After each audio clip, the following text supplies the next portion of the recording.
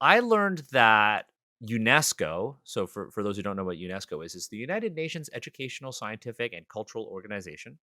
Um, UNESCO actually, in addition to its standard World Heritage sites, they have a designation for intangible cultural heritage. Did you know that? I did not. So this is really cool to me because my partner told me about this because she was like, "Oh, Daniel, did you know that borscht is protected by UNESCO?" And I was like, "What?" She was like, "Yeah, it is an example of an intangible cultural heritage that is protected because it is associated with Ukraine." And so for those who don't know what But is intangible borscht intangible? but it's here's the thing. So I would UNESCO argue basically it's says really tangible. when they're talking about cultural well, I mean the practice of making it. Oh, Same okay. thing with Neapolitan pizza. That's actually also um, on UNESCO's intangible cultural heritage list. Basically, these UNESCO essentially has an entire category of things that include like traditions or things that are literally living expressions of a culture that are inherited from past generations. So we're talking like oral traditions, like performing arts, Mhm. like social practices, um, cultural knowledge. And they on their website, I'm gonna send it to you. They have a really cool way. I'll put it in our chat. They have a really neat way of visually kind of ex- like navigating all of these different pieces of intangible cultural heritage. Um, Oh, it's a constellation. Yeah, and it's super cool. So they have like these broader categories like costumes, festivals, dance, vocal music, um, apprenticeship, handicrafts.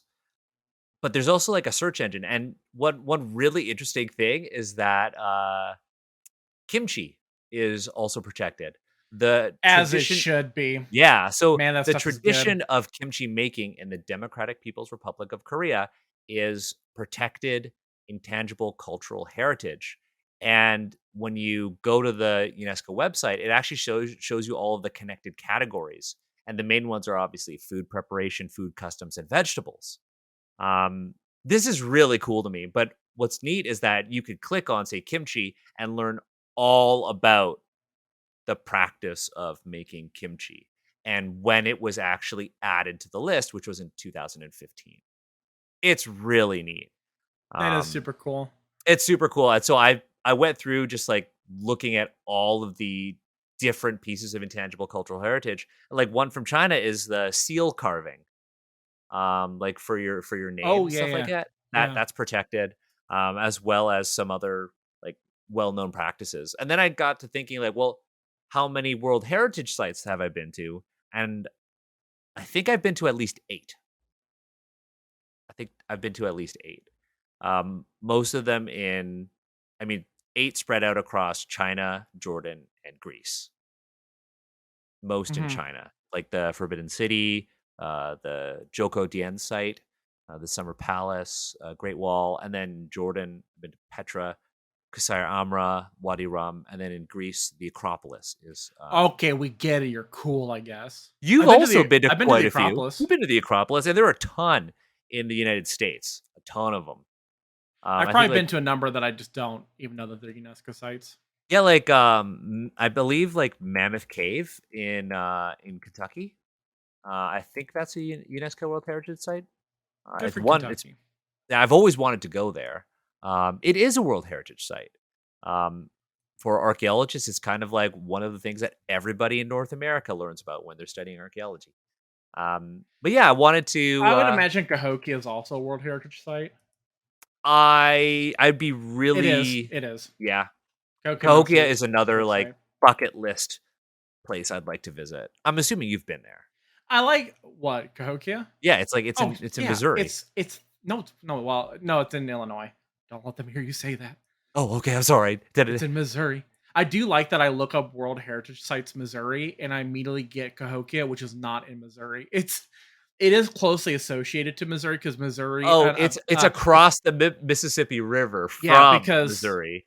Yes. Ooh, I feel like I might have angered some people with that. Cahokia is closely associated, not with Missouri, but St. Louis, just because it's the closest like major urban center, Uh, right? It's the closest like big city. But yeah, Cahokia, been there multiple times. Did I tell you about the day that content warning, uh, throwing up? Have I told you? So Monk's Mound, if you're familiar with yeah, it, go, yeah, at yeah. least conceptually. So Monk's Mound, for those who don't know, is like one of the largest man-made mounds like ever. And uh it's got a lot of steps to get to the top. Beautiful view, Hmm, but I'm not well accustomed to steps okay. in a large amount. And after walking around all day around the site and then hitting up Monk's Mound later on in the day after I'm a little dehydrated, don't feel Oh super good. no. Oh no. Um, I threw up on the way going up Monk's Mound on the side of the pavement, like the steps. Yeah. And then I threw up on the way down All the on way the down. opposite side of the steps, about the same place too. So basically, I created some symmetry. but